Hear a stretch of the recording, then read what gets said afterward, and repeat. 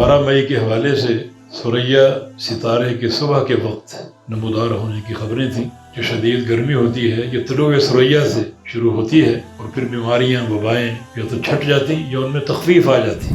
خالی اتنا کافی نہیں ہے کہ آپ صابن سے ہاتھ دھوئیں اور آپ ماسک پہنیں اور آپ 6 فٹ کا فاصلہ رکھیں، اتنا کافی نہیں ہے۔ اللہ فرمائے ہمارا جب عذاب آیا تو یہ ہمارے سامنے گڑگڑائے کیوں نہیں؟ ان کے دل سخت ہو گئے۔ چاہیے تو یہ تھا کہ دل میں نرمی آئے، خالی ظاہری مشورے کافی نہیں تھے، دلوں میں رقت آنی چاہیے تھی، اللہ تعالیٰ کی طرف تضرع ہونا چاہیے تھا، انابت ہونی چاہیے تھی، توبہ ہونی چاہیے تھی، استغفار ہونا چاہیے تھا۔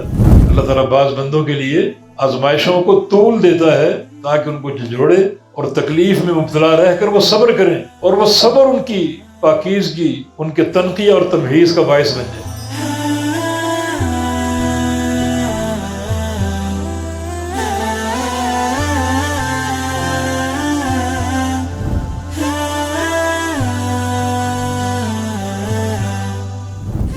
الحمد للہ رب العالمین والعاقبۃ للمتقین ولا عدوان الا علی الظالمین والصلاة والسلام علی اشرف الانبیاء والمرسلین نبینا محمد وعلی آلہ وصحبہ واہل طاعتہ اجمعین، اما بعد۔ سامعین گرامی قدر، آج مئی کی 14 تاریخ ہے۔ 12 مئی کے حوالے سے ثریا ستارے کے صبح کے وقت نمودار ہونے کی خبریں تھیں، اور ثریا کا یوں نمودار ہونا یہ موسم گرما کی آمد کی ایک اطلاع ہے، اور جو سابقہ وقت گزرا ہے، دور گزرا ہے، اس میں وبائیں پھیلتی تھیں، طاعون کا مرض حملہ آور ہوتا تھا، اور وہ معاملہ موسم سرما یا موسم ربیع میں ہوتا، بہار میں، اور جو ہی گرمیوں کا آغاز ہوتا، اور گرمی کا آغاز جو شدید گرمی ہوتی ہے یہ طلوع ثریا سے شروع ہوتی ہے، اور پھر بیماریاں وبائیں یا تو چھٹ جاتی یا ان میں تخفیف آ جاتی۔ اس حوالے سے بہت سے علماء نے باتیں بھی کی، کچھ گفتگو ہماری بھی آپ تک پہنچی ہوگی، لیکن جب کہ آج 14 مئی ہو چکی اور وبا بدستور قائم ہے، اور اللہ تعالیٰ سے دعا گو ہے کہ اللہ رب العزت اس کو اٹھا لے، تخفیف پیدا فرما دے۔ دراصل یہ ضروری امر نہیں ہے کہ گرمی کے آغاز پر لازماً وبائیں ختم ہو جائیں۔ اللہ تعالیٰ چونکہ جھنجھوڑتا اپنے بندوں کو، ایک طرح کی ابتلاء ہے، آزمائش ہے، امتحان ہے کہ بندے توبہ اور انابت کا راستہ اختیار کرتے ہیں یا نہیں۔ دیکھا یہ گیا ہے کہ ہم ایک دوسرے کو مشورے دیتے ہیں کہ معانقہ نہ کرو، مسافہ نہ کرو، 6 فٹ کا فاصلہ رکھو، ماسک پہنو، صابن سے ہاتھ دھوو،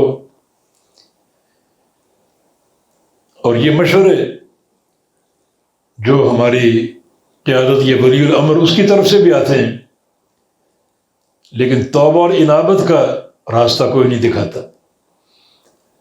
حالانکہ یہ وبائیں جو کہ اللہ تعالیٰ کی طرف سے ابتلاء ہیں، ٹھیک ہے ظاہری احتیاط ضروری ہے، مگر اس کے ساتھ ساتھ توبہ اور انابت کا راستہ بھی تو اختیار کیا جائے۔ اللہ کے امر سے بلائیں آتی ہیں ہمارے گناہوں کی پاداش میں، اور اللہ کے امر سے جائیں گی ہماری توبہ اور اخلاص اور انابت کے ساتھ۔ خالی اتنا کافی نہیں ہے کہ آپ صابن سے ہاتھ دھوئیں اور آپ ماسک پہنیں اور آپ 6 فٹ کا فاصلہ رکھیں، اتنا کافی نہیں ہے۔ فلولا اذ جاءهم بأسنا تضرعوا، اللہ فرما رہے ہمارا جب عذاب آیا تو یہ ہمارے سامنے گڑگڑائے کیوں نہیں؟ ولکن قست قلوبهم، ان کے دل سخت ہو گئے، چاہیے تو یہ کہ دل میں نرمی آئے، خالی ظاہری مشورے کافی نہیں تھے، دلوں میں رقت آنی چاہیے تھی، اللہ تعالیٰ کی طرف تضرع ہونا چاہیے تھا، انابت ہونی چاہیے تھی، توبہ ہونی چاہیے تھی، استغفار ہونا چاہیے تھا۔ انہوں نے ایسا نہیں کیا، دوسرے مشورے دیتے رہے لیکن خود ایسا نہیں کیا۔ اور اللہ پاک فرماتا ہے کہ وَلَقَدْ أَخَذْنَاهُمْ بِالْعَذَابِ فَمَا اسْتَكَانُوا لِرَبِّهِمْ، ہم نے ان کو عذاب سے پکڑا پھر بھی اپنے رب کی طرف نہیں جھکے، نہیں پلٹے، انابت کا راستہ نہیں اپنایا۔ تو بھائیو، اگر موسم کے تغیر کے باوجود وبا کی شدت قائم ہے تو اس کے بہت سے اسباب ہو سکتے ہیں۔ ایک سبب یہ ہمارا عدم توبہ، عدم انابت، عدم تضرع، کہ ہم میں تبدیلی واقع نہیں ہوئی، رجوع الی اللہ ہم نہیں کر سکے۔ تو پھر اللہ تعالیٰ کی حکمتیں، پھر یہ عذاب اور وبا طول اختیار کر سکتا ہے، دورانیہ اس کا بڑھ سکتا ہے۔ تو توبہ اور انابت کا راستہ ضروری۔ اللہ تعالیٰ کی اور حکمتیں بھی ہیں وبا کے جاری رہنے کی اور قائم رہنے کی۔ ایک حکمت تطہیر، تمحیص اور تنقیہ کی۔ بعض بندے جو توبہ اور انابت کا راستہ اختیار کر لیتے ہیں، اللہ تعالیٰ چاہتا ہے کہ بیماری اور وبا کے طول سے، شدت سے ان کو اور پاک صاف کر دے، کیونکہ جنت کا داخلہ تنقیہ اور تمحیص کے بغیر ممکن نہیں ہے۔ تنقیہ کا معنی بالکل گناہوں سے پاک صاف ہو جائے، اور گناہوں سے پاک صاف ہونے کے کئی اسباب ہیں، توبہ ہے، استغفار ہے، اعمال صالحہ ہیں، اور ایک سبب تکلیفوں پر صبر کرنا بھی۔ اللہ تعالیٰ بعض بندوں کے لیے آزمائشوں کو طول دیتا ہے تاکہ ان کو جھنجھوڑے اور تکلیف میں مبتلا رہ کر وہ صبر کریں، اور وہ صبر ان کی پاکیزگی، ان کے تنقیہ اور تمحیص کا باعث بن جائے۔ یہ خالق کائنات کی وہ حکمت ہے جو ہر بندہ نہیں جانتا، کہ اللہ رب العزت اپنے بعض بندوں کا تزکیہ چاہتا ہے، ان کو بالکل گناہوں سے پاک صاف کرنا چاہتا ہے، کہ انسان دنیا سے جائے پورے تنقیہ کے ساتھ جائے۔ یہ تنقیہ کا لفظ ہم نے کہاں سے لیا؟ نبی علیہ السلام کے جنازے کی دعا سے۔ میت سامنے پڑی ہے اور آپ کی دعا، اللہم نقہ من الخطایا کما ینقی الثوب الابیض من الدنس، اے اللہ اس کو گناہوں سے پاک کر دے، بالکل تنقیہ، انہیں صاف کر دے اس کو، کیونکہ گناہ اگر یہ ساتھ لے کر گیا تو معاملہ بہت ہی کربناک اور ہولناک ہو سکتا ہے۔ اس کو گناہوں سے پاک صاف کر دے، اس کے گناہوں کو یا اللہ ٹھنڈے پانی سے دھو دے۔ حافظ ابن قیم فرماتے ہیں، میں نے شیخ الاسلام ابن تیمیہ سے پوچھا رحمہ اللہ کہ ٹھنڈے پانی سے دھونے کا کیوں ذکر، حالانکہ گرم پانی زیادہ صفائی دیتا ہے، ٹھنڈے پانی کا مقصد کیا ہے؟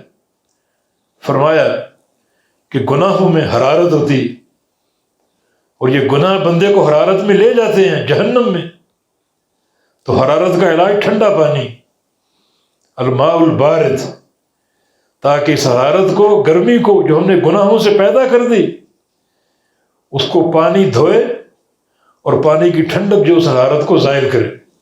یہ تنقیہ ہے۔ تو بعض اوقات آزمائشیں لمبی ہو جاتی ہیں، وباؤں کا دورانیہ بڑھ جاتا ہے، اور یہ خالق کائنات کی رحمت ہوتی ان بندوں کے لیے جن بندوں کو اللہ تعالیٰ گناہوں سے پاک صاف کرنا چاہتا ہے۔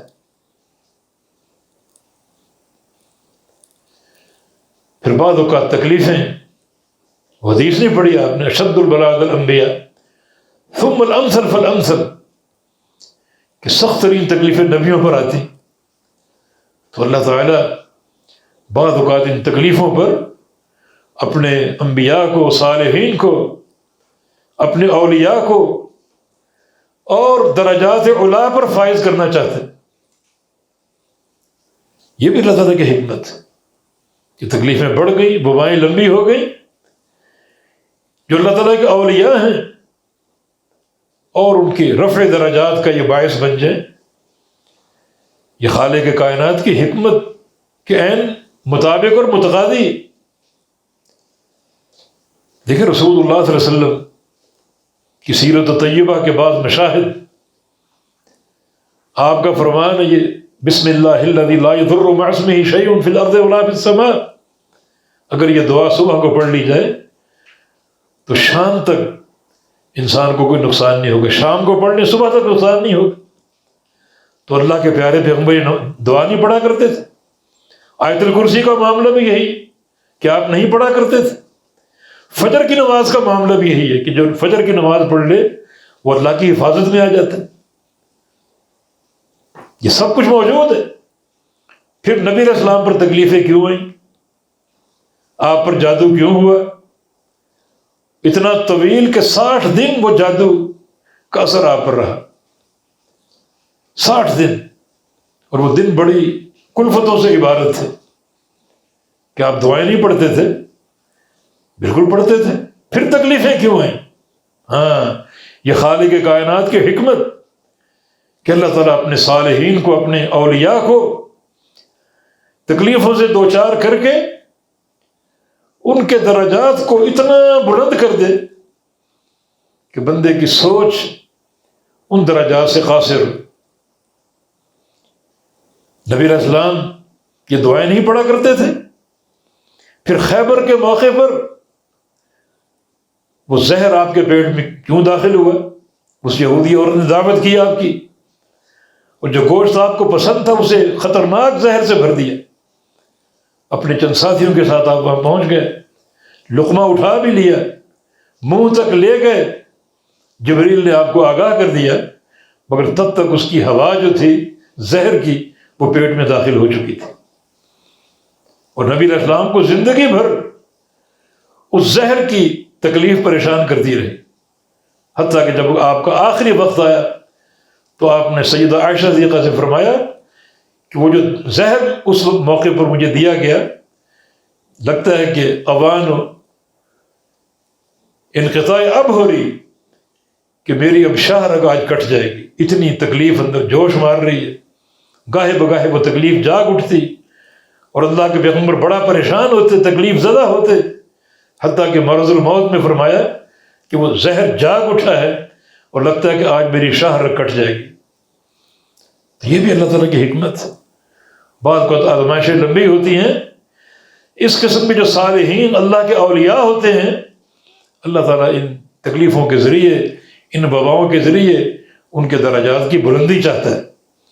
تو آج اگر یہ وبا پھیلی ہوئی ہے اور باوجود موسم کے تغیر کے اس میں تخفیف نہیں ہوئی، اٹھائی نہیں گئی، یہ بھی اللہ تعالیٰ کی حکمتوں کے تحت ممکن ہے۔ ہم نے صحیح معنی میں توبہ نہ کی ہو، ہم نے دیگر راستے اپنائے لیکن توبہ کا راستہ نہ اپنایا، ہم نے صابن اور دیگر اشیاء استعمال کی، ماسک استعمال کیے، لیکن تضرع اور اپنی تبدیلی کا راستہ اختیار نہیں کیا، تو اللہ تعالیٰ کی ناراضگی قائم ہے ہم پر۔ آؤ اب بھی توبہ کریں، انابت کا راستہ اپنائیں۔ تو یہ بھی حکمت ہو سکتی ہے کہ بعض بندے جن کے اللہ تعالیٰ گناہ معاف کرنا چاہتا ہے، اللہ تعالیٰ چاہتا ہے کہ موت سے قبل ان کا تنقیہ ہو جائے، تمہیز ہو جائے، اور جب وہ دنیا سے جائیں کوئی گناہ ان کے ساتھ نہ ہو، کیونکہ تنقیہ اور تمہیز کے بغیر جنت کا داخلہ ممکن نہیں ہے۔ اور یہ بھی حکمت ہو سکتی ہے کہ اللہ رب العزت بعض اپنے اولیاء کے درجات بلند کرنا چاہتا ہے اور بڑی ان کو رفعت عطا فرمانا چاہتا ہے، اور قیامت کے دن جنت میں ان کے لیے علو پہ درجات اللہ تعالیٰ ایسے فرما دے کہ ایک انسان اس کے تصورات سے بڑھ کر اس کو علو پہ درجات اور رفعت کی یہ فضیلت جو ہے وہ حاصل ہو جائے۔